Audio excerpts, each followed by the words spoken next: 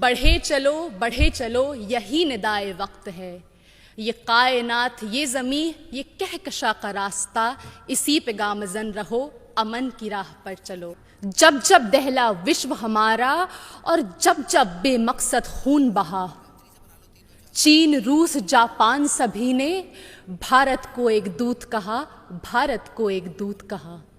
My warm greetings to dignitaries. I am Mahila from Chhattisgarh, and I am here to speak on the topic of peace building and reconciliation, ushering in the era of no war. Taking pride in India's history is one of the parch prans given by the Prime Minister in the age of Amritkal.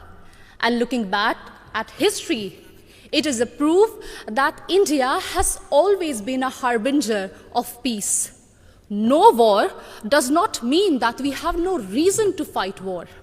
It only means that we give importance to peace by following values of compassion and forgiveness.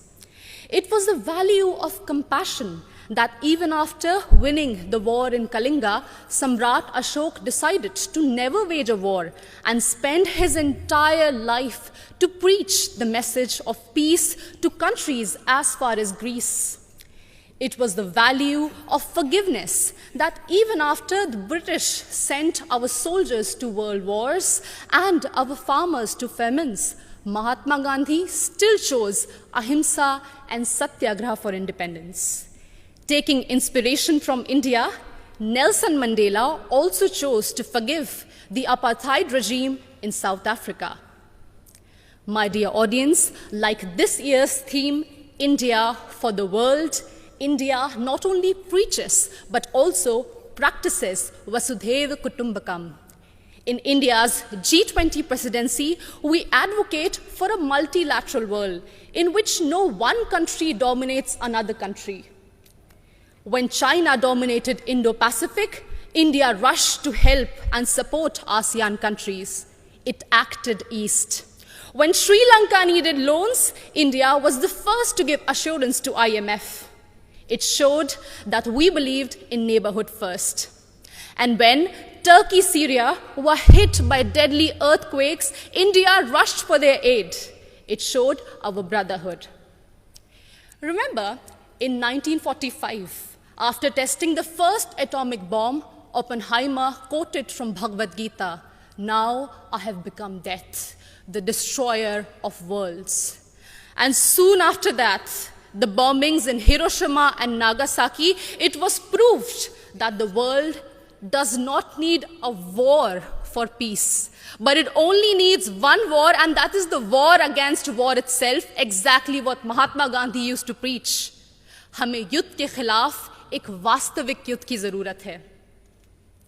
And that's why all of us need to unite for one single cause, our planet Earth. The conflicts in West Asia, Africa, and the constant quest for world dominance between USA and China are doing no good for sustainable and equitable development. And this is worse even in the post-COVID era, something which we cannot afford. And in this circumstance, the world looks at India to find peaceful negotiation and conciliation in the midst of Russian-Ukraine war. As the voice of Global South, we believe that few rich countries which have caused maximum war and pollution in the last century should pay for their mistakes by helping and not holding back technologies from poor countries. I understand that we might be divided by borders, but we believe that our culture, sports, and ideas could unite us. And in this condition, the world looks at International Solar Alliance for an equitable solution to green energy transition. Our jawar, bajra, and ragi are being celebrated as superfoods in the world today. And the world looks at Ayush for a healthy lifestyle. My dear audience, when one youth from Naxal-affected area of Abujmar in Chhattisgarh can strive and participate in international football, it inspires so many of us to strive for a home that is free of conflict and full of opportunities and growth. In us, in each of us, lies immense ability to solve any internal or external conflicts through peace, passion, and compassion.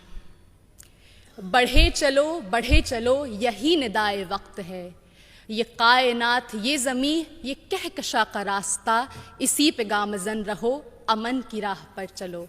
Thank you so much.